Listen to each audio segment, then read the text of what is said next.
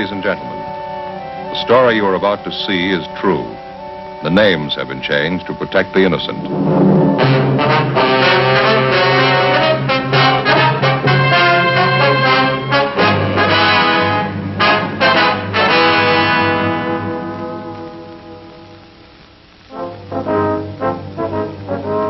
It was Tuesday, December 21st. We were working the night watch out of Traffic Division, hit and run felony detail. My partner's Frank Smith. The boss is Captain Calfee, Commander AID. My name's Friday.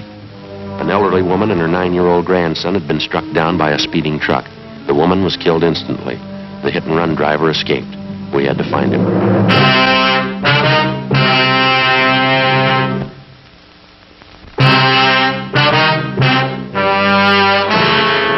We'd like to talk to you for a minute if we could. Well, fine. Would you like to step inside? Yes, ma'am. Thank you.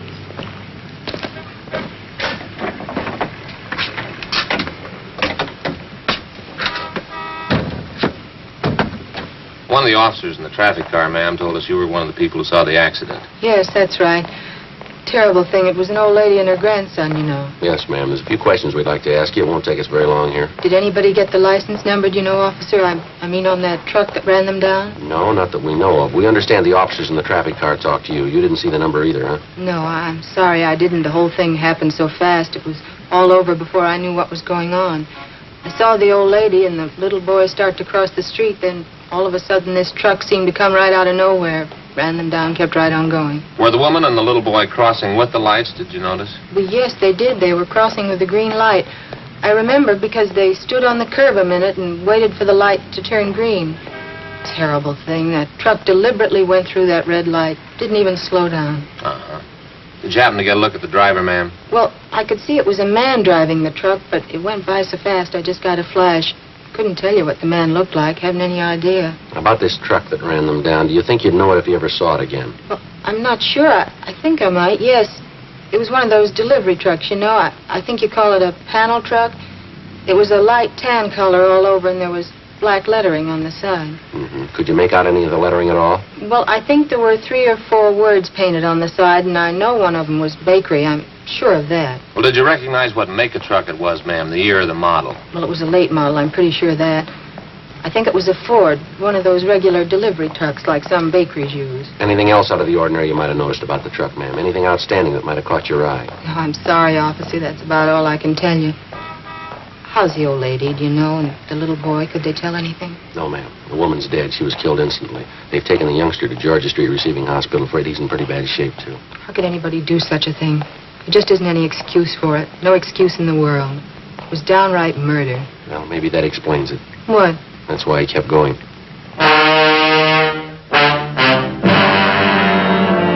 11:35 p.m. Frank and I finished interviewing the cashier in the theater box office, and then we called the office and had them get out a supplementary broadcast and an APB on the description of the hit-and-run vehicle. We went back across the street to the scene of the accident where the officers in the T-car, along with the crew from the crime lab, were finishing up their preliminary investigation. We interviewed 2 more witnesses to the hit-and-run accident, but they were unable to tell us anything that we didn't already know. When we got back to the office, we put in a call to Georgia Street Receiving Hospital, where they told us that the 9-year-old boy struck down by the hit-and-run driver was still in critical condition. The husband of the 64-year-old woman who'd been killed instantly was brought downtown to the morgue, where he identified the body.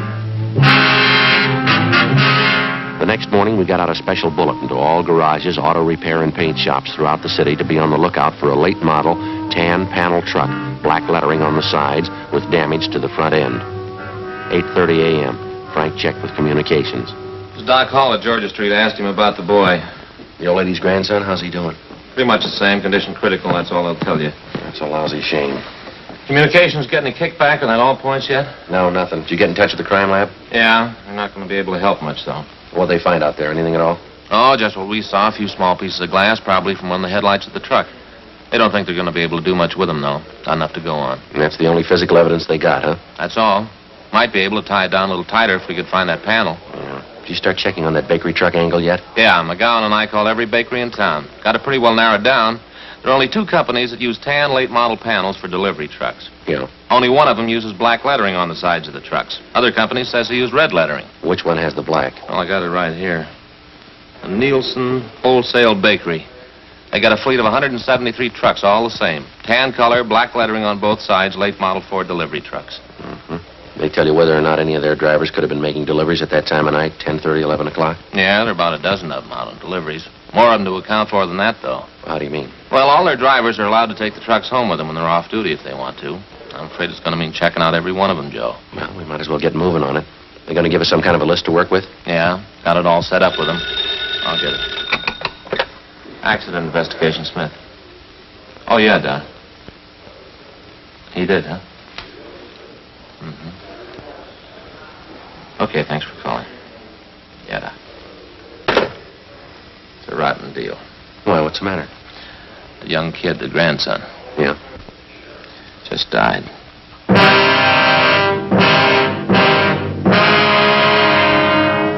Many times and on many different occasions, the police officer has it proved to him that there can be very little difference between a crime of neglect and a crime that's been willfully premeditated. If you look at it closely enough, you can judge it for yourself. How much difference, for example, as far as moral guilt is concerned, is there between the following? Number one, a man who plans a killing, takes up a gun, finds his victim and shoots him to death. Or number two, the man who thinks he has to look out for no one's welfare but his own, gets behind the wheel of a car, disregards the ordinary rules of safety, and proceeds to commit homicide with a motor vehicle. Oftentimes, the crime masquerades under the guise of an accident. Morally, no matter how you spell it, it adds up to murder just as surely as if the person had taken a gun and shot his victim down. The way it looked to us, the hit-and-run killing of the elderly woman and her grandson was a prime example.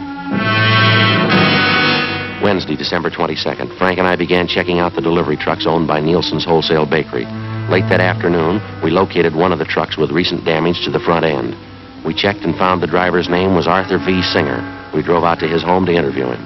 No, I wasn't working last night, officer. I was off. What's it all about? Did you spend the night at home, Mr. Singer, or were you out? I was home part of the time. After dinner, I went downtown and did a little bowling. Our neighborhood team bowls every Tuesday night. Where's that, sir? The place downtown. It's on West 7th. We got a pretty good team. Did you drive down, Singer, or did you take the bus? No, I drove down. Had the company truck with me. They let us use them when we're off duty. We pay for the gas. Did you drive down by yourself, or was there someone else with you? No, I was alone. The other boys had their cars. When'd you leave the bowling alley, you remember? Oh, about 10:15, I'd say. How'd you drive home, Singer? I mean, what route did you take? I drove straight out West 7. Got to Coronado. Came over Coronado to the house here. What do you want to know? What time did you get home? About 11:15. Say, this wouldn't be about that little scrape I had last night, would it? What was that? Well, down at 7th and Grandview, right by MacArthur Park there. An old guy in the car ahead, he stopped fast right in front of me. Didn't even signal. That right? Yeah, almost plowed right into him. Lucky I was watching, slammed on the brakes, turned in toward the curb. You should have seen it. I clipped the headlight and the right fender off against the telephone pole. Had to take the truck in this morning, get it fixed up. Are there any witnesses to this accident you had, Singer? Yeah, half a dozen people saw it. Did you get any names and addresses? Well, no, I didn't. I was so teed off about the whole thing, I guess I didn't think about it. Is there anyone at all we can check with? Anybody to corroborate your story? Just the old guy in that car. Sure was a lousy driver. I really chewed him out. You get his name and address? Well, no, but I took down his license number. I wasn't going to pay for the damages. He admitted it was his fault. I see. Do you mind giving us that license number? Well, no, if I can find it. I wrote it down on the back of an old envelope, and I thought I put it in my jacket, but when I looked this morning, it wasn't there. It's around someplace, though. I'll check around again before I leave for work. It's bound to turn up. I'd like to have you look for it right away, Singer. It's pretty important. Look, I don't think I get it, officer. What's this all about, anyway? Preliminary investigation.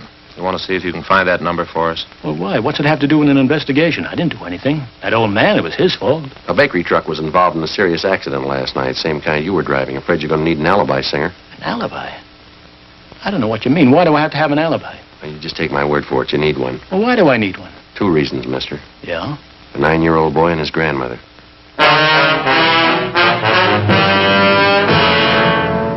We continued questioning the suspect, Arthur Singer, but he denied any knowledge of the hit-and-run accident the night before at the intersection of Drexel and Pico Boulevard. We stayed with him while he searched his home for the license number of the car, which he said caused him to have his accident the night before.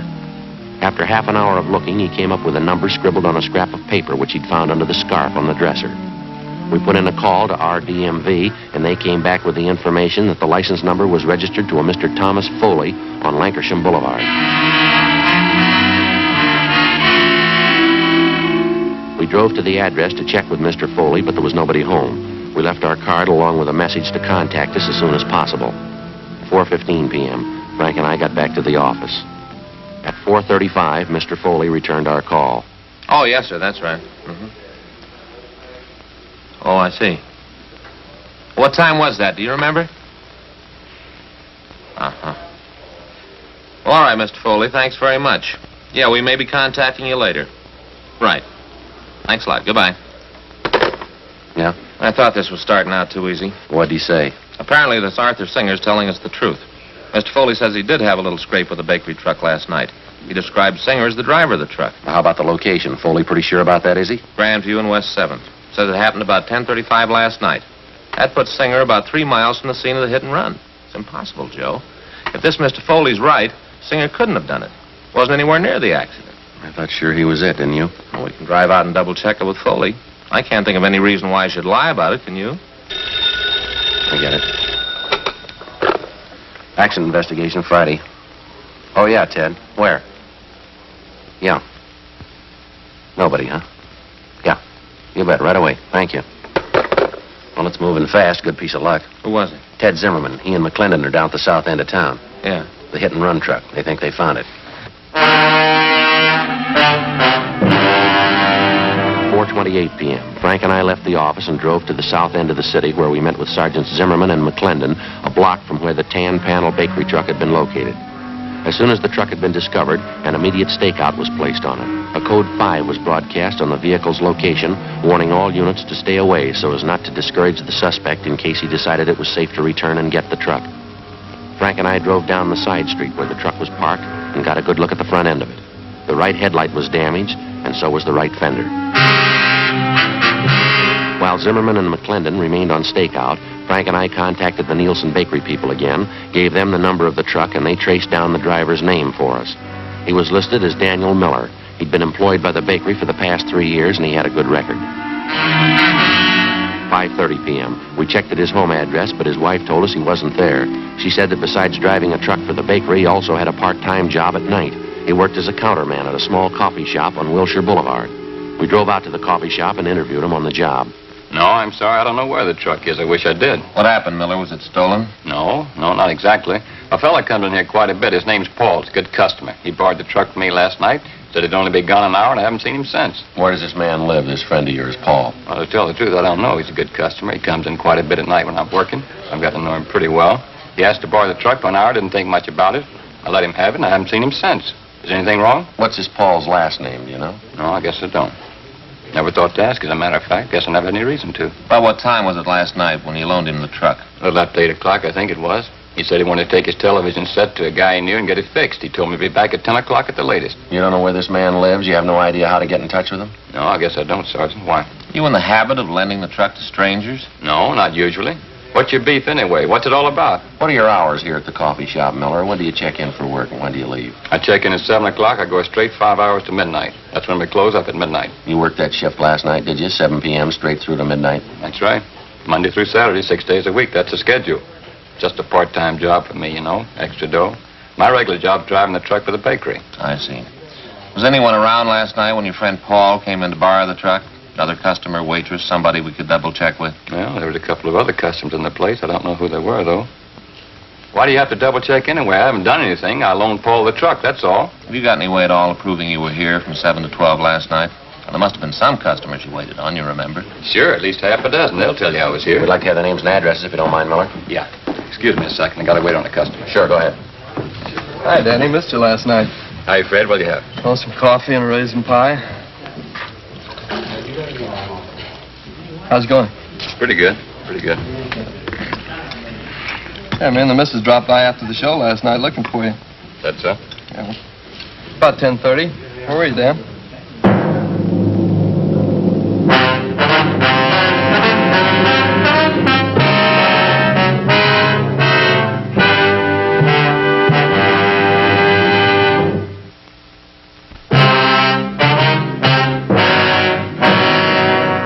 .15 p.m., Wednesday, December 22nd. We continued questioning the hit-and-run suspect, Daniel Miller, for a full hour, but he seemed to be unable to account for his time the previous night. His first story was that he'd been on duty behind the counter in the coffee shop without a break between the hours of 7 p.m. and midnight. Then, after the customer entered and disclosed that he was in the coffee shop at 10:30 the night before and that Miller was nowhere about, the suspect switched his story. He said he thought that he had left the coffee shop briefly for about 15 minutes between 10:30 and 10:45 p.m. to run down the street to a hotel to say goodbye to some friends of his who were leaving for New York. We checked the hotel, but they didn't know Miller, and they hadn't seen him the night before. They were sure of it. The questioning of the suspect continued, but he made little or no sense at all. Apparently, he was piling up lie after lie in an effort to cover his tracks before and after the hit-and-run murder the night before. 7:48 p.m. Frank and I pulled Miller off the job at the coffee shop and took him downtown to the office. I'm telling you it's the truth. I wasn't in that truck last night. I wasn't in an accident. I don't know what you're talking about. Then give us something to go on, Miller. You've handed us 3 different stories so far. Not one of them strong enough to hold water. I'm telling you the truth. What are you trying to hang this on me for? I didn't have a wreck and I didn't kill anybody. Why are you picking on me? Because you don't make sense, mister. You're trying to sell us a story and you haven't got an ounce of proof to back it up. That bakery truck you're responsible for is the same truck that killed that old woman and the little boy. Now, you either come up with a solid story we can check on or you're going to be resting your back in Maine jail. Listen, call Bill Jackson. He's a good customer. He was in last night, I think. He'll tell you. Go ahead and call him. He'll back up what I say. What's his number, do you know? Yeah, I got it right here in my wallet. Bill will tell you. Here it is. Hollywood 08121. Okay, thanks.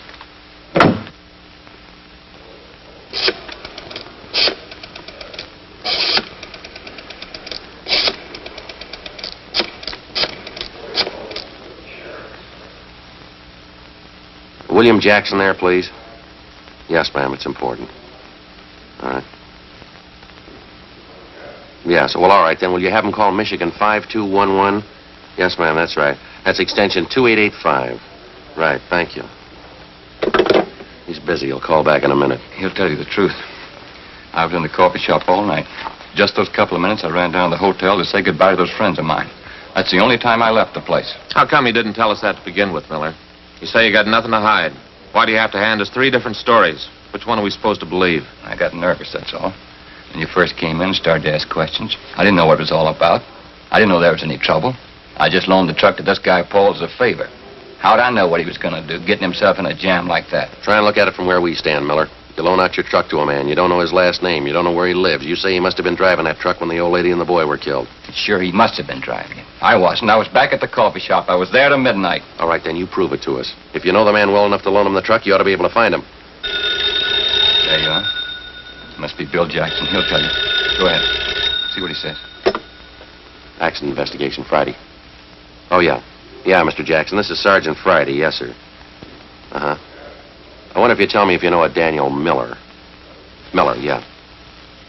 Well, when's the last time you saw him? Would you remember? I see. The place where he works, the coffee shop? Yeah, well, were you there last night by any chance? Did you see Miller in there? You're sure? Uh-huh. Yes, sir, I see. No, thanks, no. That's all for now. We'll contact you later on. Yes, sir. Thank you. Bye. He told you, didn't he? Is that enough for you? He says he hasn't been in the coffee shop for 3 days.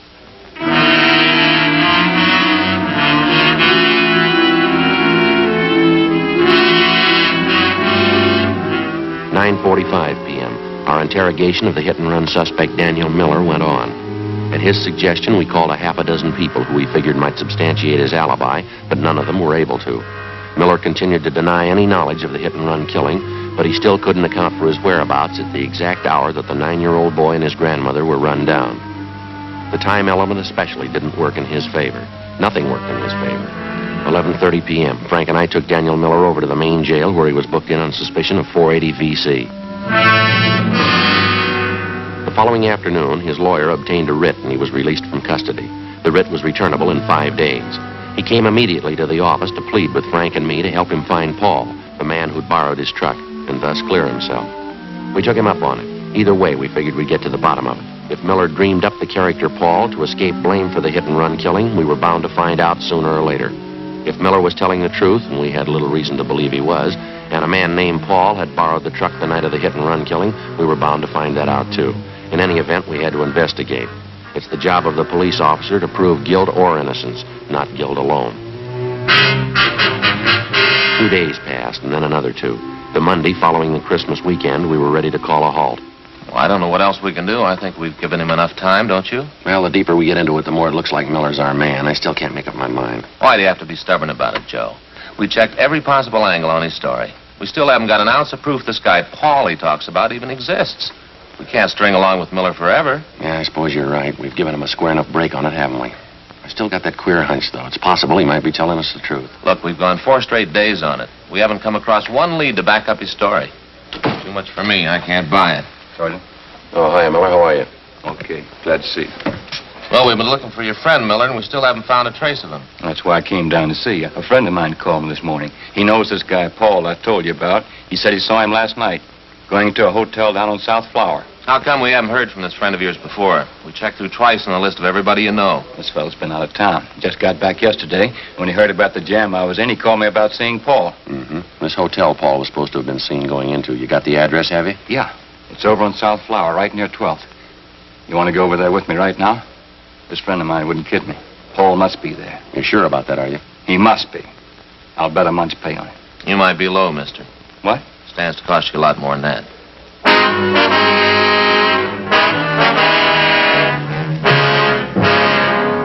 We went up to the 3rd floor to room 318, but the man registered as Paul Barton wasn't in. He'd left no word at the desk as to when he'd return. We sent Miller home and told him to wait for our call. Frank and I went on stakeout at the hotel. At 7:25 that night, Paul Barton returned to his room and we began questioning him. He showed no signs of being upset. His answers were quick, straightforward, and they seemed to make sense.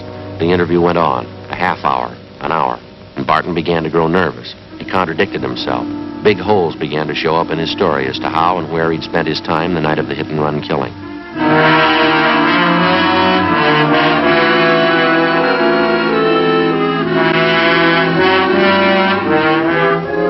8:45 p.m. Frank and I took Barton back to the office. We'd called Miller at his home. He was asked to come downtown as soon as possible. Meantime, we checked Paul Barton through R&I, and the questioning went on. You're a little mixed up about that, aren't you, Mr. Barton? I thought you said you went to that bar downtown about 10 p.m., and then you went to visit at your sister's house. Now you tell us you went to your sister's house first, then you went to the bar downtown. Now, which is it? That's getting a little high-handed, isn't it? Why do I have to account for my time to you? If it wasn't important, we wouldn't be asking you. I think you know that. I don't know anything of the kind. You're trying to take advantage of me. That's the only impression I get. I think I've answered enough of your questions. I'm going back to the hotel. Just a minute, Barton. One more thing. Yeah? The last time you were arrested for a traffic violation, you want to tell us what the charge was? What? I think you heard me. Well, that was a year ago. I was driving a little too fast going on Beverly Boulevard. What's that got to do with it? Our record bureau says the charge was drunk driving. Your license was revoked. Well, so what? I haven't been driving. I haven't been near a car. What about last Tuesday night? Huh? Last Tuesday night, you do any driving then? No, of course not. Sure about that, are you? You're not trapping me. I've answered all your questions. I'm getting out of here. Just stay put, mister. You're not going anyplace. All right, Frank, you want to check outside, see if they brought Miller in yet? Yeah, sure. Thanks. Can't keep me here. It's illegal. You got nothing to hold me on. Well, then you got nothing to worry about, have you? We got a guy by the name of Miller coming in. He says he thinks he knows you. Miller? I don't know any Miller.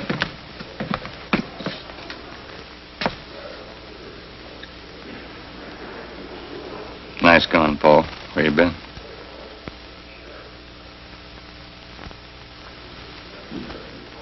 I said, where you been? What'd you do with the truck? Why, you two... Sit down. I didn't do it. I didn't do a thing. You can't prove it. You can't prove I did. They're gonna prove it, Paul. I'm gonna help them prove it. You sure been a real good friend. Oh, give me a break, Danny. I didn't mean it. Honest, I didn't mean it. I loan you the truck, you get boozed up, you run down the little kid and the grandmother. Then you take off, leaving me holding the sack like I did it. I didn't mean it, Dan. It was an accident. I wasn't boozed up. Yeah, you're a real good friend. I hope you get it in the neck. I hope you get it with both barrels. It's not true, Sergeant. I wasn't boozed up. I only had 2 drinks. Believe me, that's all I had. Yeah. Well, I couldn't have been drunk. It doesn't affect me that way. 2 drinks never hurt me. They never hurt me. I can prove it. Don't prove it to me. What? The little boy and his grandmother, they buried him this morning. You go ahead and prove it to them, mister.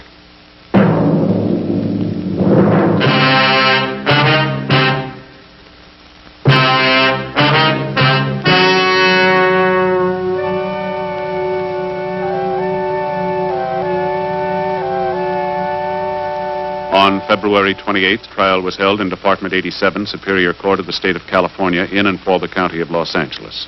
In a moment, the results of that trial.